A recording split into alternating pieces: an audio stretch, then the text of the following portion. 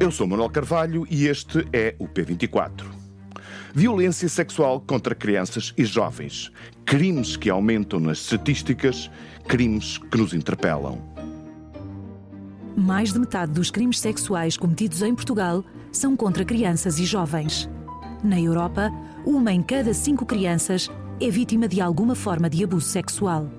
A maior parte conhece o agressor, muitas vezes pessoa da sua confiança. O abuso sexual não acontece só aos outros e deixa marcas para sempre. Esteja atento aos sinais. Quebre o silêncio. Seja a voz das vítimas. Proteger crianças compete a todos. Comissão Nacional de Promoção dos Direitos e Proteção das Crianças e Jovens. O som que acabámos de ouvir era de uma campanha contra a violência sexual na infância e juventude que foi para o ar há 2 anos. Desde então, até aos nossos dias, o que era um facto preocupante tornou-se ainda mais preocupante, uma espécie de ferida aberta na sociedade. Uma ferida que exige outras respostas por parte dos agentes policiais, dos tribunais, do governo e de todos nós.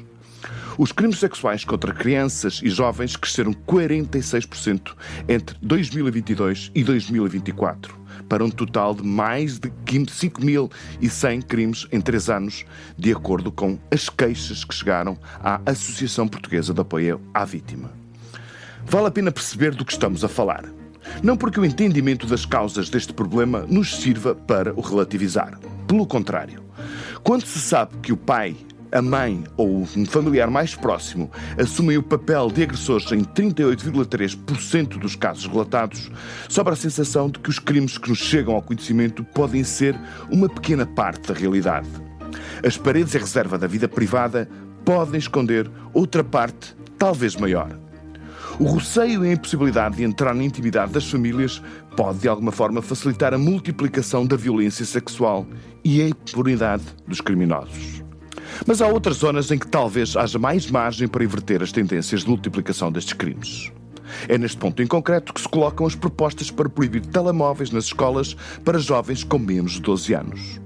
Ou a petição entregue no Parlamento que quer impedir o acesso às redes sociais por menores de 16 anos. Há outros argumentos para apoiar os que defendem estas medidas, mas poucos serão tão poderosos como os que consideram o telemóvel e as redes sociais como ferramentas que multiplicam a violência sexual. As partilhas online de conteúdos relacionados com abuso sexual de menores passaram de 1.356 casos em 2022 para 1.988 no ano passado. Este relato alarmante da APAV vai ao encontro das conclusões do Relatório de Segurança Interna, o famoso RASI. Neste documento oficial, os abusos aumentaram 38%, as violações 20,7% e a pornografia de menores 13,8%. Todos os anos haverá em Portugal 77 vítimas menores abusadas sexualmente. Será isto uma realidade que nós conhecemos por completo? Terá a ver com a nossa maior sensibilidade e predisposição para conhecer, estar a parte ou denunciar este tipo de crimes? Saber o que fazer para se travar esta tendência é, para todos os efeitos, crucial. Para protegermos as nossas crianças e jovens e para acreditarmos numa sociedade fundada em valores capaz de se mobilizar no combate a este género de crimes particularmente intoleráveis. E também em estratégias que garantam o cuidado e a assistência às vítimas. Tarefas exigentes, mas indispensáveis, sobre as quais quisemos falar com Margarida Gaspar de Matos, que é licenciada em Psicologia, especializada em Psicoterapia Cognitiva Comportamental, doutorada em Motricidade Humana e professora catedrática na Faculdade de Motricidade Humana de Lisboa. Este é o P24, o seu dia começa aqui. Professora, muito bem-vinda ao P24. A violência sexual contra crianças e jovens está cada vez mais nas agendas do país ou dos jornais, mas essa atenção redobrada não parece estar a surtir efeito, ou seja, o número de crimes não para de aumentar, de acordo com os vários registros. O que é que se está a passar? Olha, estar no centro da atenção das políticas públicas e dos decisores políticos parece muito bem, não é? Portanto, é escandaloso como em pleno século XXI essas coisas não estão na agenda política porque, enfim, qualquer violência é completamente intolerável, não é? Ainda mais para crianças e jovens, violência sexual. Exatamente. Aliás, a violência é sempre sobre os mais vulneráveis. Se não são jovens, são idosos. Se não são jovens nem idosos, são pessoas com deficiência, mulheres e pessoas com outras vulnerabilidades, nomeadamente estatuto de migrante, não é? Portanto, a escassez dá também muita vulnerabilidade e são essas as pessoas que costumam ser os alvos desta violência. No que diz respeito a esta história, está a aumentar cada vez mais. Isto a mim já me parece, eu fazendo uma declaração de que sou completamente contra, e acho que qualquer forma de violência é inadmissível, ainda por cima contra pessoas mais vulneráveis, eu tenho a dizer que às vezes está maior do que nunca, falta espessura histórica, falta nós irmos ver ao tempo em que as pessoas andavam à pedrada à cabeça umas das outras e mandavam diretamente para a vala comum, portanto também não é tanto assim. Eu acho que às vezes, quando nós temos um aumento nas notícias, esse aumento, às vezes é um aumento de interesse dos seus colegas jornalistas que fazem assim uma agendinha paralela. Outras vezes é um aumento da monitorização, é um aumento do reporte e é um aumento da tolerância zero em relação à violência. Portanto, eu não estou a dizer que é necessariamente isso que acontece. Agora, quando nós vemos estatísticas sobre a violência, só quer dizer que temos a liberdade de as publicar, porque ainda agora aquele senhor, que eu não digo o nome para não lhe dar palco, por exemplo, proibiu as universidades portuguesas e as próprias dele de divulgar coisas, não é? E, portanto, é verdade que quando nós temos estas estatísticas um bocado, enfim, arrepiantes, nós temos a sorte de poder divulgar estes dados, não é? Pronto, o que quer dizer que estamos preocupados com isto e que os nossos governantes, assim ou assado, acham que estas notícias têm que ser divulgadas e merecem, como disse muito bem, a atenção das políticas públicas e das pessoas.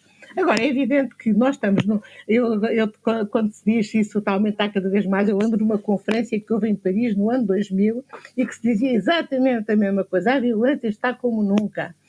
Sobretudo a violência gratuita, a violência extrema, a violência sobre mulheres e crianças e a violência xenófoba. Está a ver que é exatamente o que me está a dizer. Portanto, e foi há 25 anos. Portanto, é evidente que nós...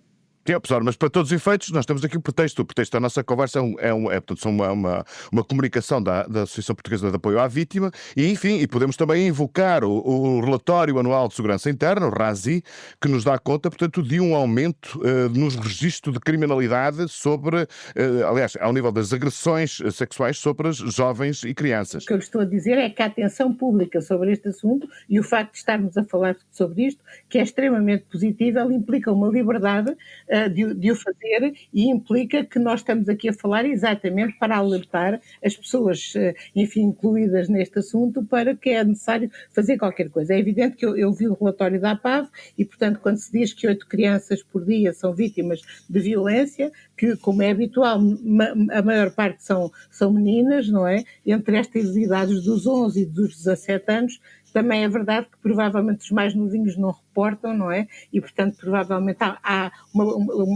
uma subestimação dos mais novos. A violência, sobretudo doméstica, alguma com cariz sexual ou mesmo com abuso sexual. Depois também é curioso, na residência perpetrada pelos pais, já viu? Portanto, é incrível como é que exatamente na intimidade do lar, não é? Que é onde as pessoas, que é o colo, não é? É o sítio onde nós nos deveríamos sentir mais seguros, é exatamente aqui que a violência... E isso implica uma pergunta, professora, que tem a ver com o seu pensamento. Portanto, aquilo que nos diz é que, de alguma forma, a percepção e a nossa sensibilidade para este tipo de crimes aumentou e, portanto, somos muito mais sensíveis a qualquer tipo de informação.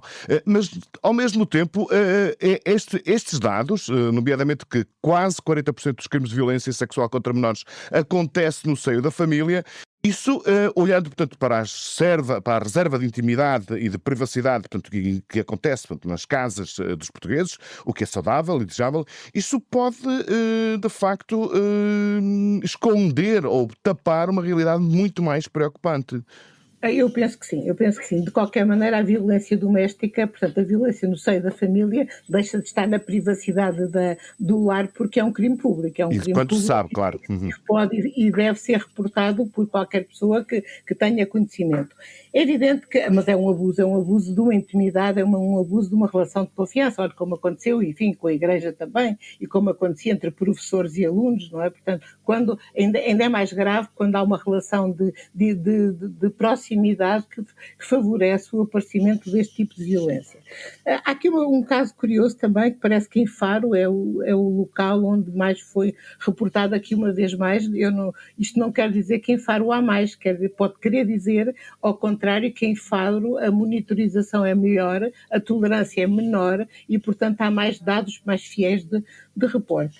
Agora estava-me a perguntar a que é que isto vem, e olha que eu não estou nada admirada com estas coisas, não é? Nós estamos num período, na minha vida, que provavelmente já houve outros períodos assim, em épocas em que eu não vivia, mas estamos num período de uma violência, de uma grosseria interpessoal verdadeiramente admirável, quando nós temos exatamente as figuras mais dominantes do mundo que fazem gala de ser grosseiras, violentas, humilhadoras, hostis para o resto do mundo. Isto é um sinal de poder. Que a violência se banaliza também, e o discurso violento. Exatamente, é um discurso violento que está banalizado e depois é evidente que a aura de poder e a aura de herói à volta da violência é uma coisa perigosíssima. É evidente que já aquele pai que bate no filho, ou aquele pai que abusa do filho, ou em geral qualquer pessoa com um estatuto superior de uma pessoa com um estatuto inferior, essa pessoa não acha que é muito má pessoa e por isso está a fazer aquilo. Essa pessoa tem uma teoria de vida que lhe permite fazer aquilo e traduzir isso para si próprio como um dever. É o dever de punir as mulheres que se portam mal, é o dever de punir as crianças que incomodam, é o dever de punir os migrantes porque deviam estar no outro lado. Está a ver? As pessoas que fazem estes atos verdadeiramente inconcebíveis têm uma teoria de vida, uma filosofia de vida que lhes permite justificarem-se. Eles não se acham o pior possível. E isso é que é complicado. Quando nós, esta erosão da coesão social, que é muito manipulada e que é muito querida por alguns regimes totalitários, como estes todos que nós estamos agora a ver aí popular, não é? Banaliza, como disse, essa relação de violência. Então, pronto, eu não gosto de ti, dou-te um estalo, eu não gosto do outro, dou-lhe uma facada, como tem acontecido. E propicia também o abuso sexual dos menores. Há aqui uma questão, professor, com a qual eu gostava de a confrontar, que tem a ver com o seguinte, portanto, todos os relatórios dizem, portanto, que há um acréscimo ou um crescimento da violência sexual associada à utilização de telemóveis e de redes sociais. O que é que nos diz o saber académico sobre a restrição ou a proibição de telemóveis e no acesso a essas redes? Acredita que a proibição pode mitigar o problema? Nós não podemos dizer cada vez mais no caso dos telemóveis porque não temos um antes, não é? Não se pode dizer que no tempo dos romanos se usava menos telemóvel, não se usava mesmo, pronto. E, portanto, nós não temos um antes e um depois. Neste momento, eu penso que a questão dos telemóveis e a questão da ligação à net apanhou-nos na curva, portanto, ficámos todos desprevenidos em relação às dimensões que este fenómeno tomou e estamos todos perturbados, porque não são só os miúdos que utilizam muitos telemóveis, nós adultos também estamos em regime de controle da utilização. E é evidente que quando nós passamos para o telemóvel, é quase como quando se mandam bombas de um avião. Há um certo anonimato em relação à vítima. E esse anonimato ajuda o agressor, digamos assim, a banalizar o maltrato. Não é? E isso é muito complicado e tem-se visto isso e não sei onde é que isto vai parar, não é? Portanto, com questões de fake imagens, não é? Portanto, falsificação de imagens, de pornografia infantil, eu acho que não se deve chamar pornografia infantil porque é realmente um abuso, porque as crianças não dão consentimento e essas coisas todas. Agora, a pergunta que me pôs, que é a proibição, eu penso que já tive a ocasião de falar sobre isso, agora que estamos neste estado de emergência e que chegamos onde estamos sem termos dado por isso, eu penso que a proibição dos telemóveis é uma medida de emergência. do ponto de vista pedagógico e do ponto de vista, como disse, do que a ciência nos diz, a proibição não é uma estratégia educativa de golden standard, de estatuto maior, não é? Olha, é um remendo, E, portanto, basicamente o que nós devíamos fazer era um processo participado e educativo nas escolas, uma mudança de cultura da escola, tanto dos alunos como dos professores, como dos pais dos professores, uma criação de alternativas que retirasse os miúdos daquela compulsão quase, porque vai a uma escola e só vê miúdos com o nariz no ecrã, não é? Portanto, e realmente isso, nem eles querem lá estar tanto tempo, nem eles já sabem fazer outra coisa. Isso tornou-se realmente uma questão complicada. Agora, eu só admito essa proibição como uma fase de transição entre uma situação de emergência a que nós nos deixámos chegar e o que é que vamos propor a seguir, porque não vamos ficar com um braço de ferro com os adolescentes para sempre. Não sei se não tenho tempo de lhe contar o que aconteceu com as fardas em Inglaterra, mas realmente nos anos 80 acabaram as fardas dos colégios ingleses exatamente por causa da questão da proibição do facto de não ser igualzinho àquele figurino. E os miúdos começaram a estudar as fugas ao que era o figurino e a apresentar coisas inacreditáveis. Por exemplo, os atacadores não diziam a cor, então eram fluorescentes, por exemplo, está a ver? E, portanto, de repente fizeram a caricatura do equipamento de uma maneira que teve que ser retirado, teve que ser excluído. O que é, de alguma forma, uma atitude saudável por parte deles, não é? É verdade, os adolescentes, o desafio é esse mesmo, não é? Portanto, não é nada conveniente do ponto de vista pedagógico um braço de ferro com os adolescentes em que nós os tentamos, em que os provocamos a reagir, não é? Eu estou a ver as coisas de outra maneira, mas neste momento eu percebo o problema, realmente é complicado. Exatamente, e todos os indicadores nos provam essa complicação, de facto. Professora, muito obrigado por ter vindo ao P24, foi um prazer ter conversado consigo.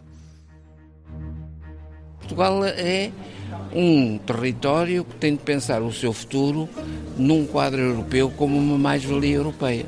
Temos de aprender com a experiência dos outros, recolher, não copiar de maneira nenhuma, mas temos de ponderar o que funcionou bem noutros países com características institucionais não muito diferentes das nossas e o que não funcionou. Durante décadas, João Cravinho fez parte da vida pública do país. Veio da extrema-esquerda para a área do socialismo democrático, foi várias vezes ministro ou deputado e ficou conhecido entre os seus pares pela verticalidade, pelo saber técnico de uma multiplicidade de dossiês e também pela coerência. O seu último grande desafio foi produzir um relatório capaz de alicerçar uma das mais permanentes e intensas visões para o país: a necessidade da regionalização. Depois de ouvir 1001 opiniões, de coligir exemplos cá dentro e lá fora, de provar que o país mais centralizado da Europa não se reforma sem instituir regiões administrativas como as da Bélgica ou da Dinamarca, Cravinho produziu um relatório categórico, que acabou na gaveta. O que ele propunha era demasiado temerário para governos habituados a navegar à bolina. João Cravinho morreu esta quarta-feira. Tinha 88 anos de idade. O P24 regressa amanhã. Tenham um excelente dia. Para não perder os novos episódios, subscreva este podcast do Público na sua aplicação preferida. Para além deste programa, há mais para descobrir em público.pt/podcasts. O Público fica no ouvido.